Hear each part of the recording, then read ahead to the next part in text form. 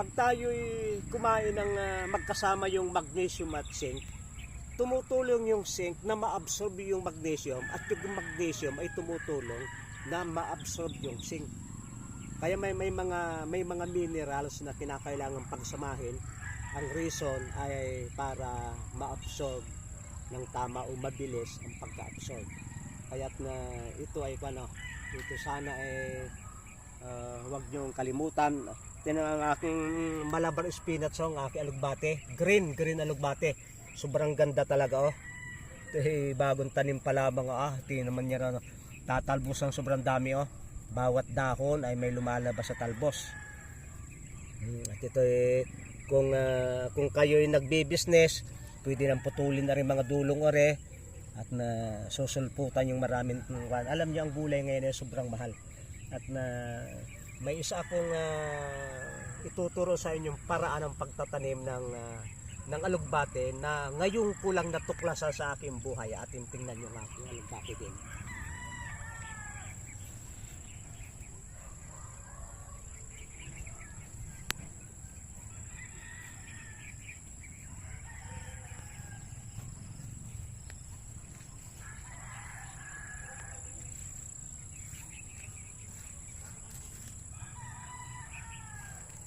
Kapag gagawin lamang ninyo itong tawag dito, gagawin lamang ninyong salad, ay okay na itong ganri kalaking itong taniman na susuplayan ka ng salad kung ikaw ay nag-iisa.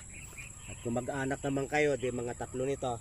Ang aking ginawa ay itinanim ko sa ganare. Pero masyadong mainit, nalalanta siya. Nalalanta. Kasi paano kaya pag nalanta mahirap makarecover. Nakaisip ako na ilagay itong ganito sa planggana. Kaya 2 plastic Yan. Iniligay ko sa planggana. Ang nangyari ay malamig ito. Malamig. At natatabunan pa ng mga dahon kaya malamig. Kaya ang pagdidilig ko, lalagyan ko ng mga 3 tabo, 2 araw bago muli idiligin. Kaya napakaganda. At pag yan ay maluang-luang, pwede mo pang lagyan ng isda yan. Malaki-laking planggana, pwede mo pang lagyan ng koi. Itong tilapia para makinabang ka kasi yung mga ugat niyan ay maglalabasan diyan at na yung tae nung yung isda, yung ihi ng isda sip-sipin ng ugat. Ito pala yung mga sinasabing hydroponics ay pwede palang simple lang. Planggana lang talaga na ganda rin. Ito'y luma na hindi na namin ginagamit. Pwede pala naman na yung iba'y nag-iisip ng libo-libo ang puhunan. Ay tingnan nyo ito napakaganda ng aking ng aking alugbate Pag yan ay pinutol ko doon, lalago yan. Ang pwede ko ditong idilig ay yung yung tubig ng niyog nahihingi sa palengke yan. Hahaluan mo ng kaunting tubig, mga pinaghugasan ng gulay, halimbawa magbabalat kayo ng kalabasa, ng patatas, ng sayute, ibababad nyo sa tubig yon at ilalagay nyo dito sa planggana. Huwag na din yung idilig dito sa taas ng plastic, mismo sa planggana na, dahil ang galing sumipsip po. Ito talagang medyo matakaw na sa tubig ngayon Nilagyan ko ito kahapon ay side na uli Talaga napakaganda pala. Hindi ko akalain na yung hydroponics ay maaaring gawing ganito, na ilagay lamang sa planggana na may tubig.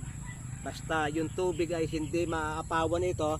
Kung ito yung ang tubig ay hanggang dito, sapagkat pag umapaw naman yan, mamamatay naman ito. Tama-tama lang itong ganyan karami yung tubig. Pero kung lalagyan nyo ng isda, ganyang kalaki ang ganyang kalalim yung tubig. para yung isda ay makalangoy. Ito ay talagang dalawang ganito yung akin nilagay. Paglalagay nyo ng isda, isang ganyan lamang. At ito naman ay pag pinutol nyo, ay lalago. Tingnan nyo. Ilan yung mga nagiging talbos nito? Isa, dalawa, tatlo, 4, 5, 6, 7, 8, 9, 10. 10 yung magiging talbos. Pag ito'y pinutol ninyo yung dulong yon, yun o, mabilis lumaki aring humaba yung talbos. Pag gusto nyo na makakuha kayo ng maraming talbos, ay di, puputulin nyo. Puputulin natin ha. Yan. Pwedeng kainin yan.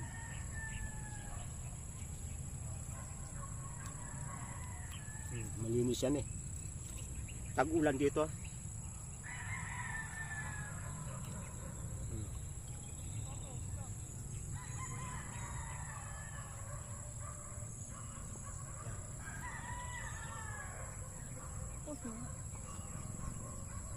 Ay ito dumidikit.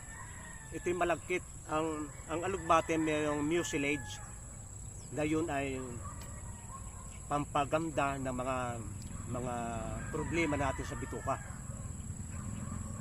Maganda sa may almorana, sa may ulcer, sa mga bloated. Okay? Maraming salamat sa inyong pagsubaybay sa Natural Wellness ni Pastor Guido.